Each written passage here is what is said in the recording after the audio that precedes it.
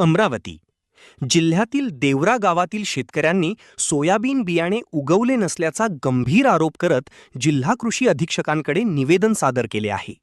भौराव काशीराव कोरडकर यांच्यासह गावातील अनेक शेतकऱ्यांनी बूस्टर, हुतुतू, इंगल, रवी, एसकेबी सीड्स, इन्वेज आदी विविध कंपन्यांचे सोयाबीन बियाणे पेरले.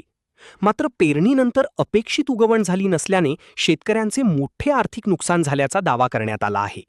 निवेदनात शेतकऱ्यांनी संबंधित शेतांचा पंचनामा करून बियाण्यांच्या पाकिटांवरील लॉट नंबर व इतर तपशिलांची पडताळणी करण्याची मागणी केली आहे. तसेच संबंधित बियाणे कंपन्यांवर कायदेशीर कारवाई करून नुकसान भरपाई मिळवून द्यावी, ग्राहक तक्रार निवारण यंत्रणेकडे संयुक्त तक्रार दाखल करावी आणि आवश्यक असल्यास गुन्हा दाखल करून कठोर कारवाई करावी अशी मागणी करण्यात आली आहे. अल्पभूधारक शेतकऱ्यांवर आर्थिक संकट ओढवले असून शासनाने तातडीने हस्तक्षेप करून न्याय द्यावा अशी विनंतीही निवेदनातून करण्यात आली आहे.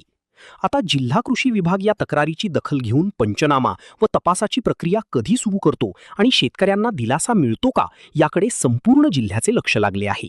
तरी जिल्हा कृषी अधीक्षक यांच्याकडे आले होते. नेमकं काय मागणी तुमची, काय सांगा. नमस्कार, मी अभिषेक बनसोड, राहणार देवरा येथील शेतकरी. आम्ही सर्व इथे मंडळी आलेलो आहे. युवा शेतकरी आमचा ग्रुप जो आहे तो सगळेजण आम्ही 29 तारखेला सोमवारी पेरणी केलेली होती. हुतुतू बियाणे, बुस्टर कंपनीचे हुतुतू बियाणे, कोको बियाणे, तसेच रवी, इगल, आणखी इनोवेज या 4-5 कंपनीचे आणखी इतर कंपन्यांचे बियाणे आम्ही सोमवारला पेरणी केलेली होती. पेरणीनंतर पाऊस पण व्यवस्थित होता आणि सांगितल्यानुसार आम्ही सर्व बीज प्रक्रिया वगैरे करून सगळे बियाणे पेरणी केलेली होती. त्यानंतर सुद्धा बियाण्यांची उगवण क्षमता जी आहे ही अत्यंत कमी आहे. कमी म्हणजे नसल्यासारखीच आहे. त्याच्यामुळे आमची जी आहे आर्थिक नुकसान तर भरपूर प्रमाणात झालेलंच आहे. त्याचबद्दल आम्ही दुबार पेरणीसुद्धा नाही करू शकत. एवढं बोगस बियाणं दिल्यामुळे आमचं सर्व शेतकऱ्यांचं खूप मोठं नुकसान झालेलं आहे.